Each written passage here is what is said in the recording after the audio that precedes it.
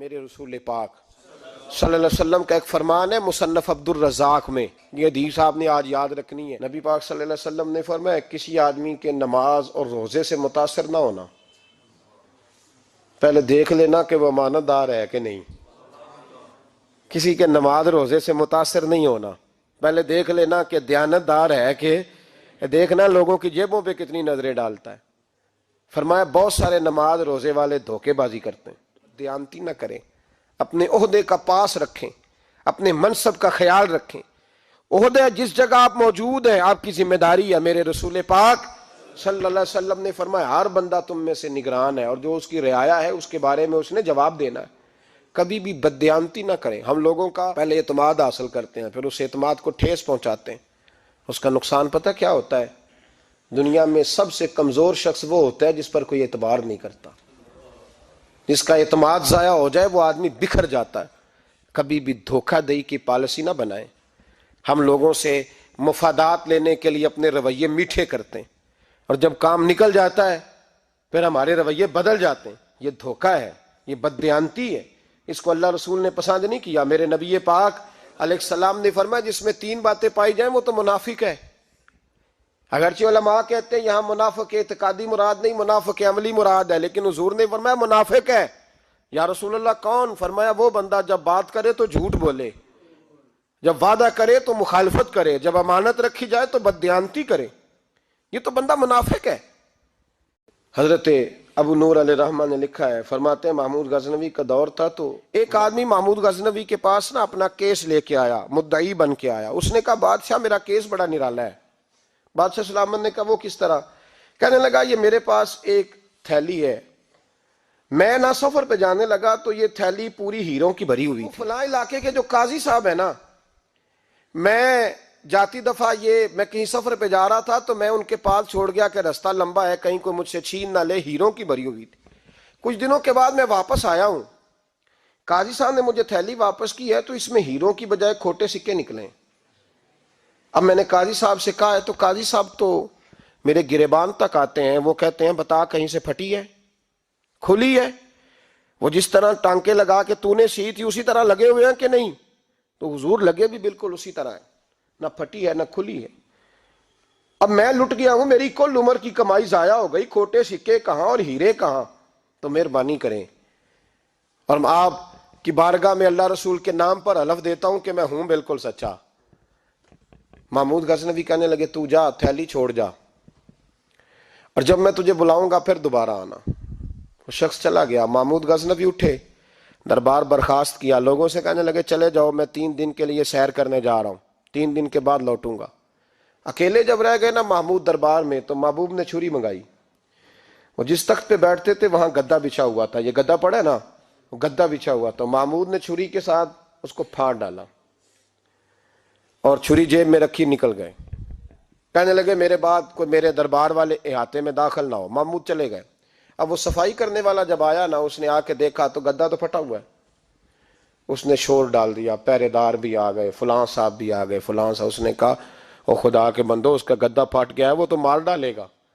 اس نے کہا تھا سوائے صفائی اور نگرانی والے کے دوسرا آئے کوئی نہ، اور یہاں آیا بھی کوئی نہیں، پہلے دن ہی پھٹا ہوا ہے تو لٹکا دے گا سب کو، کیا کریں؟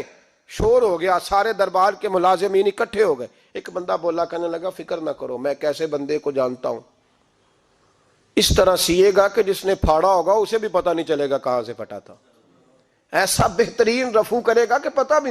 اس نے کہا یار ہم سارے 1 مہینے کی تنخواہ دیتے ہیں، تو بندہ بلا۔ وہ بلا لیا اس کو، اس کا نام محمد رفو گر تھا۔ وہ آیا، اس کو گدا دکھایا، اس کا یار اس طرح سینا پتہ نہ چلے۔ اس نے کہا فکر ہی نہ کرو، میں بڑا کاریگر ہوں۔ بڑے بڑے کاریگر لوگ نہیں ہمارے ملک میں پائے جاتے، کوئی نشان چھوڑتے ہیں پیچھے؟ بڑے کاریگر کا پیسے ہونے چاہیے، بڑے بڑے کاریگر بندے۔ آپ یقین کریں ایسا فلسفہ، یہ عمرہ عبادت ہے نا، سرکار دو عالم صلی اللہ علیہ وسلم کی بارگاہ کی حاضری بڑی نعمت ہے نا۔ تو سعودی گورنمنٹ نے پابندی لگا دی، خیر ان کی بھی زیادتی ہے، اس طرح کی پابندیاں شریعت اسلامیہ میں جائز نہیں۔ اللہ کے گھر مسلمان جب چاہے جا سکتا ہے، لیکن وہ کہتے ہیں جی 2000 ریال دے جس نے 2 سال بعد بھی آنا ہے۔ انہوں نے پابندی لگائی تو ہمارے ایجنٹوں نے بھی کئی خاص ٹریننگ حاصل کی ہوئی ہے، پتہ نہیں کہاں سے سیکھ کے آئے، انہوں نے بھی رستہ نکال لیا۔ ایک صاحب سے میں نے کہا کہ جناب وہ 2000 ریال لگ گیا تو کیا کرنا ہے؟ کہنے کوئی مسئلہ نہیں، پاسپورٹ نواں بنوا لو، گنجائش ہے، یعنی ہر شے کا حل ہے۔ تو میں نے کہا یار اب عمرہ کرنے جاتے وقت بھی بندہ دھوکہ دے کے جائے، اللہ کے گھر جاتے وقت بھی اس طرح کی حرکت کرے، کیا حال ہو گیا؟ ہر چیز کا لوگوں نے حل نکال لیا، ہر چیز کا لوگوں نے سٹائل بنا لی۔ ایسا نہ کریں، یہ درست نہیں۔ احمد رفو گر کہنے لگا اس طرح سیوں گا کہ پھاڑنے والے کو بھی پتہ نہیں۔ ان کا پیسے لے یار تو سی دے۔ اس نے سی دی، اگلے شام ہی لا کے بچھا دیا گدا۔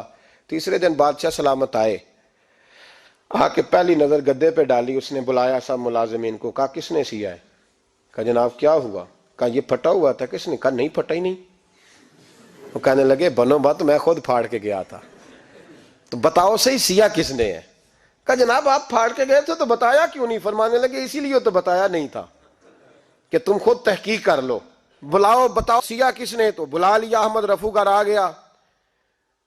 اس کو جب بلا کے سامنے بادشاہ کھڑا کیا، کہا بھئی تو نے سیا ہے؟ کہنے لگا حضور آپ کے سارے ملازم کٹھے ہو کے آئے تھے، میری غلطی کوئی نہیں۔ کہا نہیں یار تو بڑا کاریگر ہے، میں نے اپنے ہاتھ سے پھاڑا تھا پر مجھے بھی نہیں پتا چل رہا کہاں سے پھٹا تھا۔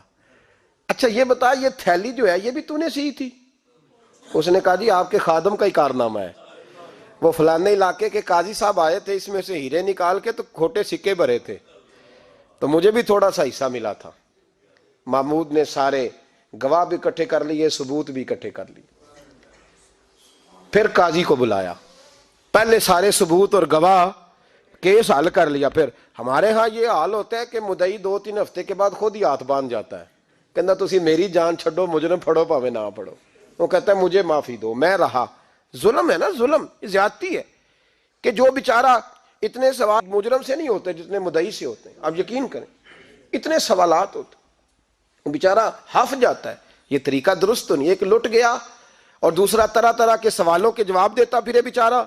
سارے ثبوت اکٹھے کر کے قاضی صاحب کو بلایا، تنہائی میں لے جا کے محمود غزنوی نے کہا قاضی صاحب آپ سے غلطی ہو گئی، غریب آدمی تھا، وہ لٹ گیا ہے، اس نے تو بڑی مشکل سے کچھ ہیرے جمع کیے تھے اور اس کی کل کائنات تھی، تو آپ اس کا مال اسے دے دیں، بات ختم۔ قاضی صاحب کہنے لگے آپ مجھ پہ الزام لگا رہے ہیں، سوال ہی نہیں پیدا ہوتا۔ آپ میری داڑھی دیکھیں، آپ میرا اعزاز دیکھیں، دنیا جانتی ہے میں۔ کہا قاضی صاحب انسان بھول ہی جاتا ہے، بندہ بھول جاتا ہے، غلطی ہوگی مال نے۔ کہا نہیں سب، کہا میں تنہائی میں پوچھ رہا ہوں، میں اس وقت پوچھ رہا ہوں جب دوسرا موجود کوئی نہیں، آج توبہ کر لے، میں کچھ نہیں کہوں گا، تو میری زبان پہ اعتبار کر، تجھے پتا ہے میں جو کہتا ہوں اس پہ عمل بھی کرتا ہوں، باز آ جا۔ پر قاضی نے کہا نہیں میری غلطی کوئی نہیں۔ محمود نے پھر بڑے دربار میں بلا لیا، مجمع عام میں۔ مہلت کے دنوں میں جو توبہ کر لے وہ بچ جاتے ہیں، لیکن لوگ رسوائیوں کے دنوں میں پھر واپس لوٹتے ہیں اگلا گھر دیکھ کے، پھر حالات اور طرح کے ہو چکے ہوتے ہیں۔ جب بڑے دربار میں قاضی کو بلایا، بھائی تو مانتا ہے کہ نہیں؟ اس نے کہا نہیں۔ تو کہا بلاؤ احمد رفو گر کو۔ جب وہ احمد رفو گر آیا تو بوڑھے قاضی کی ٹانگیں کانپنے لگی، جملے ٹوٹنے لگے، لفظ زمین پر گرنے لگے، بات صحیح نہیں ہوتی، زبان لڑکھڑانے لگی۔ محمود کہنے لگے قاضی میں نے تجھے کہا تھا وہاں مان جا بات، اب بڑے دربار میں بول۔ تو جب قاضی صاحب کی گردن خود بخود جھک گئی تو دنیا سمجھ گئی۔ کہا نکل جا میرے دربار سے۔ محمود بولے نکل جا، اتنی تجھے عزت دی، اتنی بڑی تنخواہ دی، قاضی بنایا، اور یہ تھوڑی سی رقم کے لیے، تھوڑی سی رقم کے لیے تو بددیانت ہو گیا، چل چلا جا، نکل۔ قاضی دربار سے نکلا تو لوگ لعنتیں برسانے لگے۔ کل جو دکانیں چھوڑ کے سلوٹ کرنے آتے تھے وہ کہنے لگے اس کی عمر دیکھو، اس کے کام دیکھو، دیکھو اس نے کیا کیا۔ گھر گیا، بچے جن کے لیے پاپ کمایا تھا، جنہاں لی تو پاپ کمائے ہن کتھے نہیں ہو تیرے کر دے۔ وہ بچے کہنے لگے ابا جی ہم تو سکول مدرسہ جانے کے قابل نہیں رہے، امید تھی کہ بیوی ساتھ دے گی۔ وہ کہنے لگی میں میکے کیسے جاؤں گی، گلی کی عورتیں طرح طرح کی باتیں بناتی ہیں۔ اور بھائی کامیابیوں کے بڑے سربراہ ہوتے ہیں، کوئی کامیاب ہو جائے تو سارے کہتے ہیں میری سپورٹ سے ہوا ہے، ناکامیاں ہمیشہ یتیم ہوتی ہیں، ناکامیوں کا کوئی سربراہ نہیں ہوتا۔ جب تک تو قاضی تھا تو بڑے بات تھی، ہر بندہ کہتا تھا رشتہ دار ہے، رسوائی ہو گئی تو وہ تیری آنکھ ہو یا سنگ ملامت کی چبھن، کون پہنچا ہے میرے درد کی گہرائی تک۔ دور شہرت میں تو یاروں نے کیا یاد بہت، ساتھ آیا نہ کوئی کوچے رسوائی تک۔ اور میاں صاحب کہنے لگے ساری عمر ہی آٹا گد ہے، میں لکھاں کیتے نہیں پیڑے، اب وقت آیا ہی تے محمد بخشا کوئی نہیں ہوں بیٹھا نیڑے، حالات ہی بدل گئے۔ قاضی خاموشی سے اندر چلا گیا، اپنی رسوائی سمیٹ کے بستر پہ لیٹا، نہ روٹی کی بھوک لگی، نہ پانی کی پیاس لگی، نہ نیند آئی، ساری رات تڑپتا رہا۔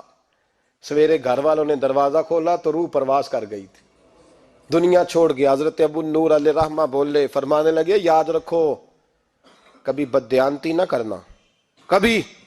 یہ تو محمود غزنوی کی عدالت تھی، قیامت میں رب کریم کی عدالت لگے گی۔ اور فرمایا وہاں تو گواہی دینے والا احمد رفو گر تھا، قیامت میں تو تمہارے اپنے ہاتھ پیر گواہیاں دیں گے، ہمارا اپنا وجود گواہی دے گا۔ اور فرمایا یہاں تو لعنتیں دنیا دار برساتے تھے، وہاں فرشتے ہوں گے۔ اور قاضی کو تو موت آ گئی تھی، قیامت میں تو دوبارہ موت بھی کوئی نہیں آئے گی، وہاں تو رہنا ہے اور سہنا ہے۔ اتنی بددیانتی معاشرے میں، اتنی بددیانتی ہر جگہ۔ اس معاشرے کا بھی کچھ بنے گا جہاں دوائی بھی خالص نہ ملے، یا دوائی میں بھی بددیانتی ہو۔ لوگ اپنے بچے کو آکسفورڈ یونیورسٹی میں پڑھانے کے لیے غریبوں کے بچوں کے رگوں میں جو دوائی اتارے وہ بھی 2 نمبر۔ اتنا بڑا بھی کو بددیانت معاشرہ ہوتا ہے کہ لوگ یہاں تک دھندا کریں، یہاں تک کہ لوگ لوگوں کی زندگیوں سے کھیل جائیں اور ہمیں احساس تک نہ ہو کہ کوئی مر جائے گا، کوئی ڈوب جائے گا، کیا بنے گا۔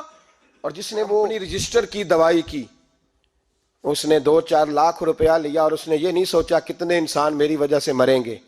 قتل صرف یہ تو نہیں ہوتا گولی مار کے مار دینا، لوگوں کی زندگیوں سے لوگ کھیل جاتے ہیں، لوگ تباہی کر جاتے ہیں، لیکن بددیانتی سے باز نہیں آتے۔ میرے رسول پاک علیہ السلام کے غلاموں، نبی پاک صلی اللہ علیہ وسلم نے ذرا سی بددیانتی، اور صحابہ کا یہ مزاج تھا، اتنی سی بھی کبھی ان سے غلطی ہوتی تو تڑپ